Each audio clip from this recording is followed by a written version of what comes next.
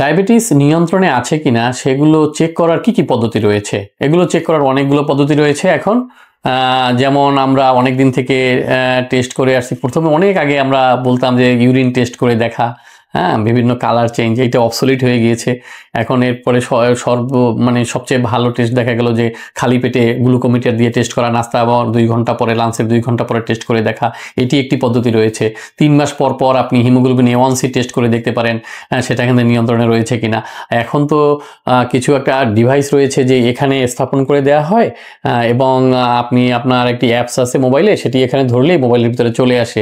হ্যাঁ, যখন ইচ্ছা আপনি তখন দেখতে পারবেন। না, আপনি এটি 3 মাস বা 4 মাসের জন্য এখানে সেট করে দেওয়া হয় এবং আপনি 24 ঘন্টার আপনি যতবার ইচ্ছা আপনি দেখতে পারবেন আপনার সুগার এখন কেমন আছে। একটি ঘড়িও এখন বের হয়েছে, হ্যাঁ, এখানে একটা রিস্ট ওয়াচ, হ্যাঁ, এটি এখানে পড়া থাকলে এটাতে আপনি দেখতে পারবেন যখন ইচ্ছা তখন আপনি দেখতে পারবেন আপনার সুগার কত রয়েছে। তো সুগার চেক করার এখন অনেক অত্যাধুনিক পদ্ধতি রয়েছে এবং পেইনলেস এই পদ্ধতিগুলো, বিশেষ করে এখানে যে ডিভাইসটি স্থাপন করা হয় আর এখানে যে, হ্যাঁ, এটা হলো কন্টিনিউয়াস গ্লুকোজ মনিটরিং ডিভাইস আর এটি হলো একটি রিস্ট ওয়াচ।